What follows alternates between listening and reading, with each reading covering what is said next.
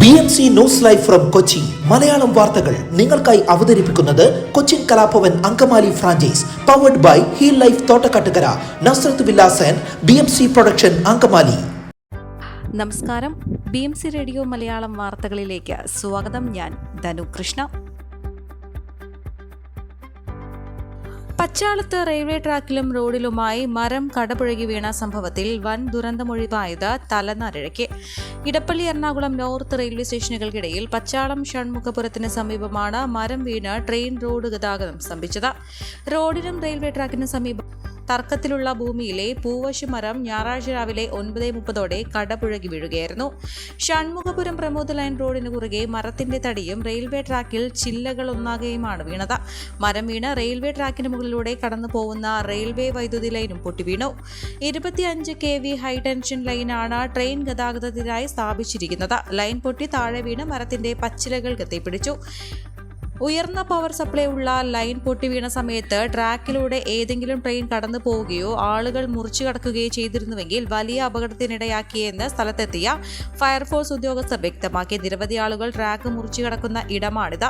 മരം പൊട്ടി വീണ വിവരമറിഞ്ഞയുടൻ Ernakulam north railway station അധികൃതർ ഇതുവഴി കടന്നു പോകാനിരിക്കുന്ന ട്രെയിനുകൾക്കും സമീപത്തെ സ്റ്റേഷനുകൾക്കും വിവരം നൽകി. തുടർന്ന് ട്രെയിൻ ഗതാഗതം താൽക്കാലികമായി നിർത്തിവെക്കുകയായിരുന്നു.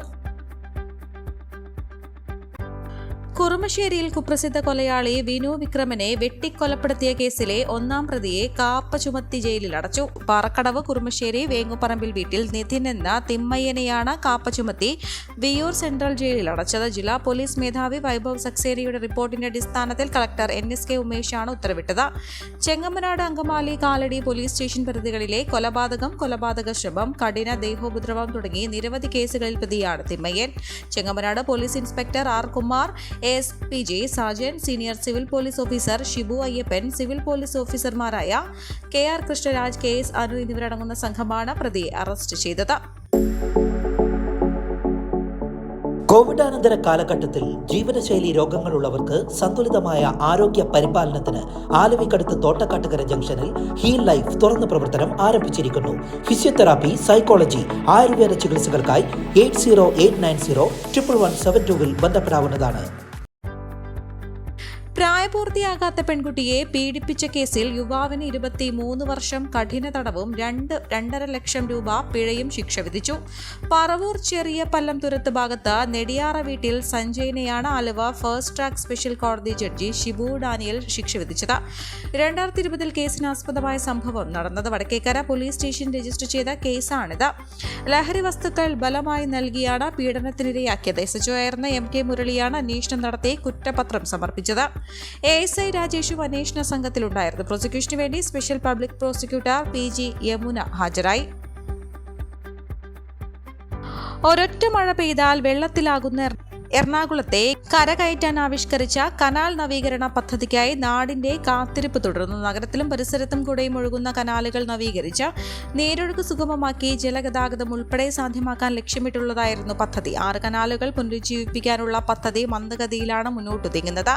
Integrated urban regeneration and water transport system പദ്ധതി 1528 കോടിയുടെ കിഫ്ബി ധനസഹായത്തോടെ കൊച്ചി മെട്രോ റെയിൽ ലിമിറ്റഡ് മുഖേന നടപ്പാക്കാൻ 2021 തത്വത്തിൽ ഭരണാനുമതി നൽകിയത്. ഭൂമി ഏറ്റെടുക്കലുമായി ബന്ധപ്പെട്ട പ്രവൃത്തി ഇടപ്പള്ളി കനാലിലും ചിലവന്നൂർ കനാലിലും പുരോഗമിക്കുകയാണെന്നാണ് അധികൃതരുടെ വിശദീകരണം. പദ്ധതിയുടെ ഭാഗമായി നടപ്പാക്കാൻ ഉദ്ദേശിച്ചിരുന്ന സീവേജ് ശൃംഖല വിപുലപ്പെടുത്താനും പരിശോധനകൾ നടക്കുന്നുണ്ട്. ഇളകുളം, പേരട്ടൂർ, മുട്ടാർ, വെണ്ണല എന്നീ സ്ഥലങ്ങളിൽ സീവേജ് ട്രീറ്റ്മെന്റ് പ്ലാന്റ് സ്ഥാപിക്കാനുള്ള പ്രവർത്തനങ്ങൾക്ക് മുൻഗണന നൽകി വരികയാണെന്നാണ് അവർ വ്യക്തമാക്കുന്നത്. ഇതുവരെ 2060 കോടിയുടെ ധനസഹായത്തിന് കിഫ്ബിയിൽ നിന്ന് അംഗീകാരം നൽകിയിട്ടുണ്ട്. പദ്ധതിയുടെ ഭാഗമായി ചിലവന്നൂർ ടാങ്ക് ബണ്ട് റോഡ് പാലത്തിന്റെ നിർമ്മാണ പ്രവൃത്തി പുരോഗമിക്കുകയാണെന്നും അധികൃതർ വ്യക്തമാക്കി. അങ്കമാലി താലൂക്ക് ആശുപത്രി സിനിമാ ചിത്രീകരണത്തിന് നൽകിയതിന് ആശുപത്രി സൂപ്രണ്ടിന് മനുഷ്യാവകാശ കമ്മീഷന്റെ താക്കീത്. വെള്ളിയാഴ്ച ആലുവയിൽ നടന്ന സംസ്ഥാന മനുഷ്യാവകാശ കമ്മീഷൻ സിറ്റിംഗിലാണ് താക്കീത് നൽകിയത്. ആശുപത്രിയിലെ OP വിഭാഗത്തിൽ ചലച്ചിത്ര ചിത്രീകരണത്തിന് അനുവാദം നൽകിയെന്ന പരാതിയെ തുടർന്ന് ആശുപത്രി സൂപ്രണ്ടിനോട് സിറ്റിംഗിൽ നേരിട്ട് ഹാജരാകാൻ കമ്മീഷൻ ആവശ്യപ്പെടുകയായിരുന്നു. ഇതേ തുടർന്ന് കമ്മീഷൻ മുൻപാകെ ഹാജരായ സൂപ്രണ്ടിനോട് ഇത്തരം കാര്യങ്ങൾ മേലാൽ അനുവാദം നൽകരുതെന്ന് താക്കീത് നൽകുകയായിരുന്നു. 1 വർഷം മുൻപ് ഇതേ ആശുപത്രി ആശുപത്രിയിൽ പ്രസവ സംബന്ധമായ സർജറിയെ തുടർന്ന് പ്രസവിച്ച കുട്ടിക്കുണ്ടായ തകരാർ സംബന്ധിച്ച് പരാതിയുണ്ടായിരുന്നു. ഇതേക്കുറിച്ച് കമ്മീഷൻ റിപ്പോർട്ട് ആവശ്യപ്പെട്ടിരുന്നു. ഇന്നലെ നടന്ന സിറ്റിംഗിൽ ആശുപത്രി അധികൃതർ സമർപ്പിച്ച റിപ്പോർട്ടിന്റെ അടിസ്ഥാനത്തിൽ തുടർ നടപടികളുമായി മുമ്പോട്ടു പോകാൻ കമ്മീഷൻ തീരുമാനമെടുത്തു. ആകെ 49 പരാതികളാണ് ഉണ്ടായിരുന്നത്. ഇതിൽ 39 എണ്ണം പരിഗണിച്ചു, 1 എണ്ണം തീർപ്പാക്കി. വൈപ്പിൻ യാത്രാ ദുരന്തത്തിന് ഒരു പരിധിവരെ പരിഹാരമായിരുന്ന ഫോർട്ട് ക്യൂൻ യാത്രാ ബോട്ട് തുരുമ്പെടുത്ത് നശിക്കുന്നു. ലൈസൻസ് പുതുക്കാതെ സർവീസ് നിലച്ചിട്ട് 10 മാസം പിന്നിട്ടു. കൊച്ചി നഗരസഭയുടെ ഉടമസ്ഥതയിലുള്ള ബോട്ട് സർവീസും റോറോ സർവീസും നടത്തുന്ന ചുമതല കിൻകോയ്ക്കാണ്. ഈ ബോട്ട് എവിടെയാണെന്ന് പോലും നഗരസഭയ്ക്ക് അറിയാത്ത സാഹചര്യമായിരുന്നു. പൊതുപ്രവർത്തകൻ ഹാരിസ് അബു വിവരാവകാശ നിയമപ്രകാരം ചോദിച്ചപ്പോഴാണ് ബോട്ട് കിൻകോയുടെ മറൈൻ ഡ്രൈവിലുള്ള ജെട്ടിയിൽ കെട്ടിയിട്ടിരിക്കുകയാണെന്ന മറുപടി ലഭിച്ചത്. ലൈസൻസ് കാലാവധി കഴിഞ്ഞത് മൂലമാണ് സർവീസ് നടത്താത്തതെന്നും മറുപടിയിൽ പറയുന്നു. ഇവിടെ പലപ്പോഴും ഒരു റോറോയാണ് സർവീസ് നടത്തുക. ഇതിൽ വാഹനങ്ങളാകും ഏറെയും. വാഹനങ്ങളില്ലാതെ വരുന്ന യാത്രക്കാർക്ക് ഏറെ സഹായകമായിരുന്നു ബോട്ട് സർവീസ്. പ്രത്യേകിച്ച് മഴക്കാലത്ത് 1.5 കോടി രൂപ ചെലവഴിച്ച് നിർമ്മിച്ച ബോട്ടിന്റെ ലൈസൻസ് പുതുക്കാൻ അധികൃതർക്ക് മാസങ്ങളായിട്ടും സാധിച്ചിട്ടില്ല. നേരത്തെ സ്വകാര്യ ഏജൻസികൾ ബോട്ട് സർവീസ് കൃത്യമായി നടത്തിയിരുന്നു. ലാഭകരമല്ലാത്തതിനാൽ കിൻകോയ്ക്ക് ബോട്ട് സർവീസ് നടത്താൻ താൽപ്പര്യമില്ലെന്നും ആക്ഷേപമുണ്ട്.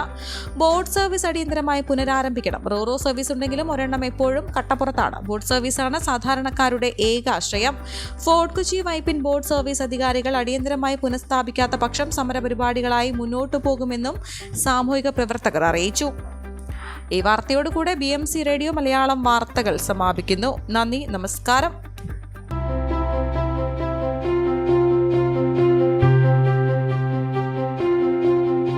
അങ്കമാലി പ്രദേശത്തെ കലാവിദ്യാർത്ഥികൾക്ക് സുവർണ അവസരം. ലോക പ്രശസ്ത കലാവിദ്യാലയമായ കൊച്ചിൻ കലാഭവന്റെ അങ്കമാലി ഫ്രാഞ്ചൈസി കരയാമ്പറമ്പിനടുത്ത് എളവൂർ കവലയിലുള്ള സ്പ്രിംഗ്ഫീൽഡ് കെട്ടിടത്തിൽ പ്രവർത്തനം ആരംഭിച്ചിരിക്കുന്നു. Classical dance, cinematic dance, Carnatic music, Zumba dance എന്നീ വിഷയങ്ങളിൽ പ്രഗത്ഭരായ അധ്യാപകർ ക്ലാസുകൾ നയിക്കുന്നു. കൂടുതൽ വിവരങ്ങൾക്ക് ബന്ധപ്പെടുക 9995208614.